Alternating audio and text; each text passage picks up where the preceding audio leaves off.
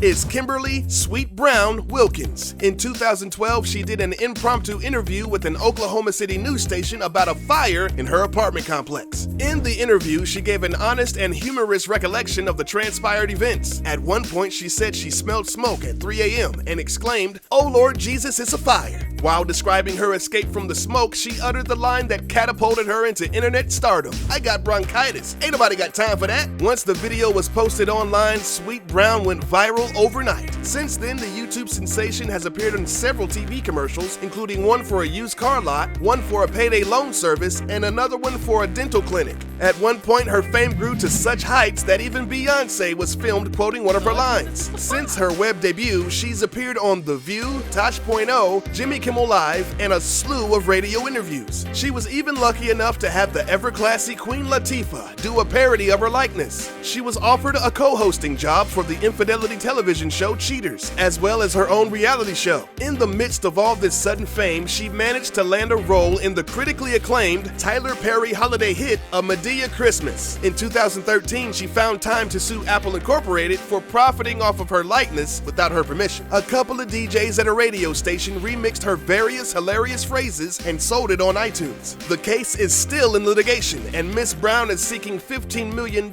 in damages. Sweet Brown is definitely a business-savvy woman. She kept busy by building her own empire by selling t-shirts and even started her own line of barbecue sauces, one aptly named, "Oh Lord Jesus, it's a fire."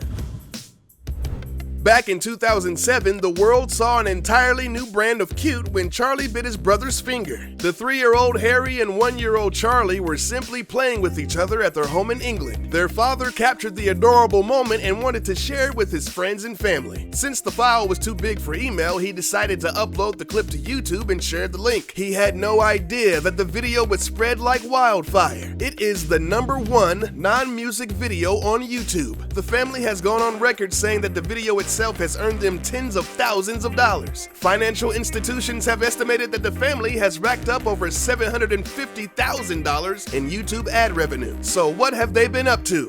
Staying busy. They've done commercials for companies like Sprint, Google, and even Ragu. They also have numerous licensing deals for iPhone and Android apps, as well as t-shirt sales. Money. Delta Airlines recently filmed an internet star safety video that included the boys, and Charlie was up to his old antics again. Today, the boys are 11 and 9 years old, and their family still makes occasional YouTube videos. Despite their fame, they like to keep a low profile in public. They were once recognized in London by an American girl in 2010 because she pinpointed the way Harry said Charlie. Good thing she didn't point at him, or she might have ended up missing a digit. You remember a girl named Miranda Fugate, don't you? No? Well, you probably know her better as Shovel Girl. An amateur video surfaced online of a nasty backyard brawl between two teenage girls in Ohio. It all started back in May of 2014. The girls had a barrage of bitter exchanges over Facebook for a year. Nobly, the girls decided to settle their grievances with fists while several friends filmed a fight. During the fight, the girls took breaks, like a boxing match, and even stopped to fix their hair. At one point, Miranda stated, "I think I broke my hand with your face, dude." Unable to take any more of the beating, the other girl, Emily Ollinger, demanded that Miranda leave her yard or she would shoot her with a BB gun. One thing led to another, and Emily threw a shovel at the back of Miranda's head. It was the thunk heard around the globe. One of the friends posted the shovel throw on a Vine account the next day. It was revined, shared, downloaded, liked, and even retweeted millions of times before being taken down. Suffering from a severe concussion, she later died from her injuries. Or so the internet would have you believe. Rumors of her death began swirling around the web, but were made false when Miranda posted videos online titled, "I'm Not Dead." A couple of days after the scuffle, Miranda did a radio interview where she called out another internet brawler, Sharkeisha, demanding a fight. In the same interview, she claimed that she was 18, but at the time, she was actually only 14 years old. After school officials recognized the girls in the viral clip, sheriff deputies charged them both with disorderly conduct. Miranda, claiming that she was high on numerous drugs at the time of the fight, was placed on a strict juvenile drug court program that lasted for 9 months. Emily, the girl who threw the shovel, went on the Dr. Phil show with her mother to talk about the incident. Josh, the dude who filmed the fight, was also on the show and claimed that he regrets shooting the video and then selling it for $600. Today, Shovel Girl is sober, alive, and well. She gives thanks to the judge in charge of the drug program for helping her travel down the right path, although her Instagram page might tell a different story.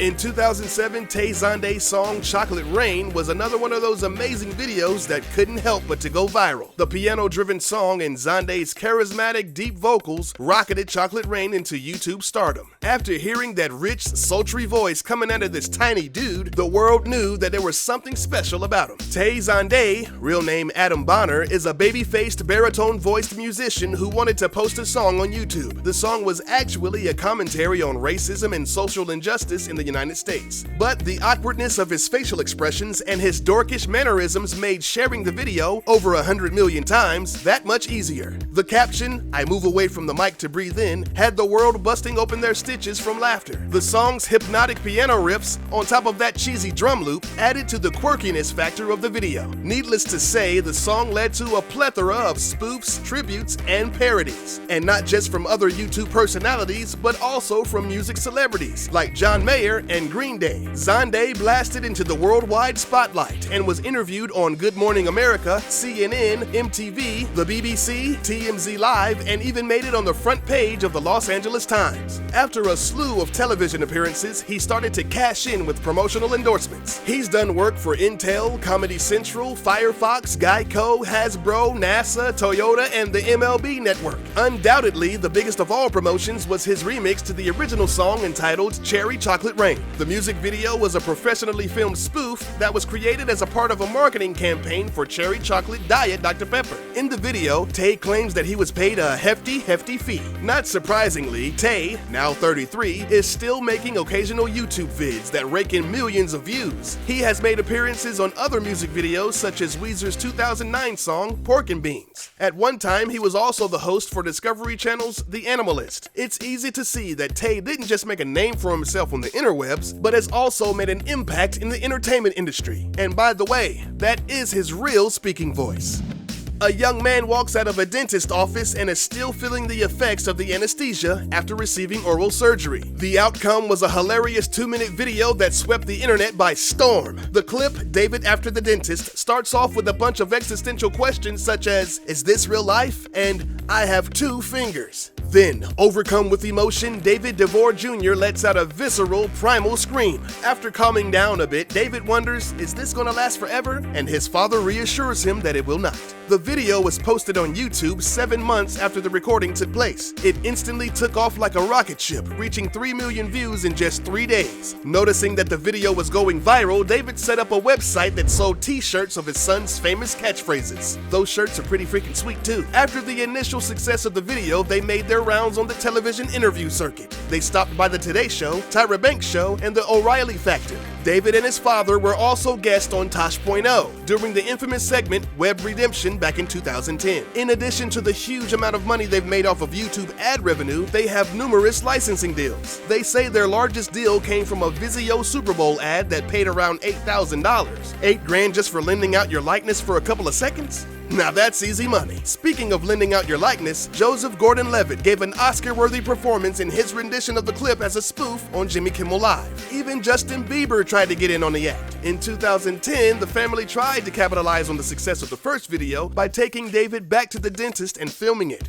But it seemed forced and didn't have the magical spontaneity of the first one. So what's old Dave up to nowadays? Well, he's just a normal teen, starting high school and is big into football, while his YouTube page gets about 100,000 views a day, raking in even more cash. Is this real life? Well, yes it is, David. Yes it is. Hey, I know we said there would only be 5, but we had to throw Scumbag Steve in there. We'll treat this one as a bonus since technically he didn't gain fame from being a YouTube video star. Scumbag Steve is an image macro series that shows a kid with a sideways fitted cap standing in the hallway. The picture alone is hilarious, but when you add text with general phrases of unethical behavior regarding acts of douchebaggery, it exudes extreme internet memeness. The dude in the photo went by Wheezy B, and he's one member of his local Massachusetts rap group, Beantown Mafia. The photograph was used for their album entitled Magangsta. Someone got a hold of the photo from his MySpace page and uploaded it to Reddit, where it quickly got over 8,000 upvotes in one night. Pretty soon, Scumbag Steve was everywhere. The young man's real name is Blake Boston, and let's just say that he wasn't too thrilled with his newfound fame. In a matter of days, his Facebook page blew up. He was confused and upset. He had never even heard of a meme before, and he was furious that strangers were calling him a scumbag, let alone calling him Steve.